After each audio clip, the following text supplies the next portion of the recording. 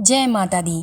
आप सभी को चैत्र नवरात्र की बहुत बहुत शुभकामनाएं। माता रानी आप सभी की मनोकामनाओं को पूरा करें।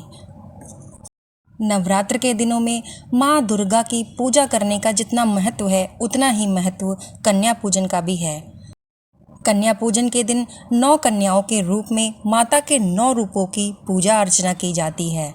नवरात्र की सप्तमी से कन्या पूजन शुरू हो जाता है। कन्याओं को देवी के 9 रूप मानकर सप्तमी, अष्टमी या फिर नवमी के दिन इन कन्याओं की पूजा की जाती है। लेकिन क्या आप जानते हैं कि कन्या पूजन क्यों किया जाता है और कौन सी कन्याओं का पूजन करना चाहिए और साथ ही कन्या पूजन किस तरह करना चाहिए, इसकी क्या विधि है, ये भी आज इस वीडियो में हम आपको बताएंगे। इससे पहले अगर आप हमारे चैनल पर नए हैं तो प्लीज़ हमारा चैनल सब्सक्राइब कर लीजिए और बेल आइकन प्रेस कर दीजिएगा ताकि आपको हमारे सारे वीडियोस टाइम पे मिलते रहें। पुराणों के अनुसार जब इंद्र देवता ने भगवान ब्रह्मा जी से ये प्रश्न किया कि ब्रह्मा जी, भगवती देवी को किस तरह से प्रसन्न किया जा सकता है, इसकी क्या विधि है, तो उन्होंने सर्वोत्तम विधि के रूप में कन्या पूजन या कुमारी पूजन ही बताया। मान्यताओं के अनुसार कन्याओं को देवी दुर्गा का ही रूप माना जाता है, इसलिए नवरात्र के दौरान कन्या पूजन का विशेष महत्व रहता है। 9 कन्याओं को 9 देवियों के रूप में पूजन के बाद ही भक्त अपने व्रत को पूरा करते हैं। ऐसा करने वाले भक्तों को माता सुख समृद्धि का वरदान देती हैं। कन्या पूजन से सम्मान, लक्ष्मी, विद्या तथा तेज की प्राप्ति होती है। ऐसा कहते हैं कि जब वह दान से भी देवी इतनी खुश नहीं होती हैं जितनी कि कन्या पूजन से देवी खुश होती हैं। कन्या पूजन करने के लिए कन्या की उम्र 2 से लेकर 10 वर्ष तक होनी चाहिए। कन्या पूजन में कम से कम आप 9 कन्याओं की पूजा अवश्य करें। 9 कन्याओं को आपको कन्या पूजन में ज़रूर बुलाना चाहिए, जिसमें से एक बालक भी अनिवार्य है। जो बालक होता है वो हनुमान जी का रूप माना जाता है। जिस प्रकार माता की पूजा भैरव जी के बिना पूर्ण नहीं होती, उसी प्रकार कन्या का पूजन भी एक बालक के बगैर अधूरा माना जाता है। अगर 9 से ज़्यादा कन्याएं आपके यहाँ भोज पर आ रही हैं तो कोई आपत्ति की बात नहीं है, आपको उनका भी स्वागत करना चाहिए। तो चलिए जान लेते हैं कि कन्या पूजन किस विधि से करना चाहिए। कन्या पूजन के दिन सबसे पहले आप कन्याओं को सम्मान के साथ आमंत्रित करें। फिर कन्याओं को पूरे परिवार के साथ पुष्प वर्षा के साथ उनका स्वागत करें। कन्याओं को आरामदायक और स्वच्छ स्थान पर बैठाकर सभी के पैरों को स्वच्छ पानी या दूध भरे थाल में पैर रखवाकर अपने हाथों से उनके पैर धोने चाहिए। पैर धोने के बाद एक स्वच्छ वस्त्र से उनके पैरों को पोंछना चाहिए। उनका पैर छूकर उनके आशीर्वाद लेना चाहिए। कन्या के पैर धुलाने वाले जल या दूध को अपने माथे से लगाना चाहिए। इसके बाद कन्याओं को माथे पर अक्षत, फूल, कुमकुम आदि लगाना चाहिए और माँ भगवती का ध्यान करते हुए इच्छानुसार उन्हें भोजन कराना चाहिए। फिर अपने सामर्थ्य के अनुसार उन्हें दक्षिणा या फिर उपहार देना चाहिए और दोबारा पैर छूकर उनका आशीर्वाद लेना चाहिए। इसके बाद उनकी 9 या 11 बार परिक्रमा करनी चाहिए और उनको प्रसन्न मन से विदा करनी चाहिए।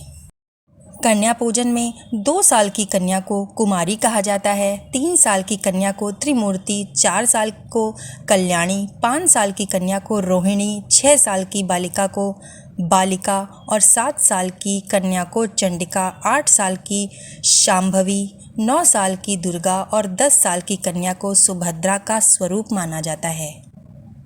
आप अगर पूरे मन, श्रद्धा और निष्ठा के साथ कन्याओं को भोज कराते हैं, उनका पूजन करते हैं, तो देवी माता आपसे अवश्य ही प्रसन्न होकर आपकी झोली खुशियों से भर देती हैं।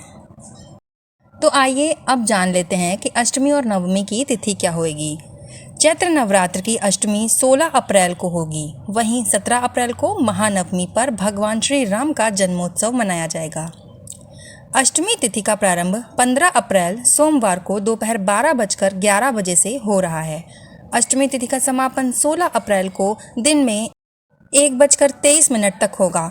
ऐसे में नवरात्र की अष्टमी तिथि का व्रत 16 अप्रैल को रखा जाएगा, जबकि नवमी तिथि का प्रारंभ 16 अप्रैल को दिन में 1:23 से होगा और नवमी तिथि 17 अप्रैल को दोपहर 3:14 तक रहेगी।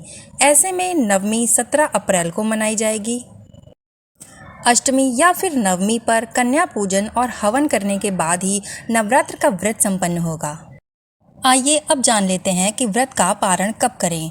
नवरात्र के 9वें दिन, जिसे नवमी भी कहा जाता है, इस दिन लोग कन्या पूजन करते हैं और देवी की विशेष आराधना करते हैं और हवन वगैरह करते हैं। इस दिन व्रत का पारण किया जाता है। ऐसा माना जाता है कि माता रानी को उस दिन जो भी भोग में आप लगाते हैं, उसी भोग को प्रसाद के रूप में ग्रहण करके ही व्रत का पारण करना चाहिए। इससे नवरात्र के व्रत का पूर्ण फल मिलता है। आइए अब जान लेते हैं कि पारण के क्या नियम होते हैं। तो नवमी के दिन सबसे पहले आपको पवित्र नदी या फिर गंगा जल से स्नान करना चाहिए। अगर आपके पास गंगा जल नहीं है तो आप तिल के जल से भी स्नान कर सकते हैं। इसके बाद देवी की विधिवत अनुसार पूजा करनी चाहिए। जैसे कि आप रोज़ करते आ रहे हैं, आपको उसी के अनुसार देवी की पूजा करनी चाहिए। पारण के समय के अनुसार व्रत का पारण करना चाहिए, यानी कि जो भी उसका शुभ मुहूर्त है उसी मुहूर्त में आपको इसका पारण करना चाहिए। माता रानी के प्रसाद से ही आप इसका व्रत खोलें। इसमें फल, भीगे हुए मेवे या दही जैसी आसानी से पचने वाले पदार्थों के साथ ही व्रत को धीरे धीरे खोलें। ऐसा ना करें कि आप एकदम से गरिष्ठ भोजन खा लें। जो भी भारी भोजन होते हैं, तले हुए पकवान होते हैं, मसालेदार सब्जी, गरिष्ठ भोजन आदि करने से इस दिन बचें, क्योंकि 9 दिनों तक आपने व्रत वाला फलाहार या सात्विक भोजन ही किया है। तो अगले दिन आप धीरे धीरे करके इसको शुरुआत करें। आप अगर गरिष्ठ भोजन या मसालेदार तला हुआ खाना चाहते हैं तो इसको धीरे धीरे करके शुरुआत करें, यानी कि उस दिन जिस दिन आपको पारण करना है उस दिन आप नॉर्मल खाना खाइए, आप सादा खाना खाइए और उसके अगले दिन आप धीरे धीरे करके ये चीज़ों को शुरू करिए। ऐसा करने से आपका शरीर भी इस भोजन को आसानी से ग्रहण कर सकेगा। तो आपको हमारी दी गई जानकारी कैसी लगी हमें कमेंट में ज़रूर बताइएगा और हमें ये भी बताइएगा कि आप हमारा वीडियो कहाँ से देख रहे हैं, ताकि हम अपने हर वीडियो में आपको आपके नाम के साथ आपको धन्यवाद कर सकें।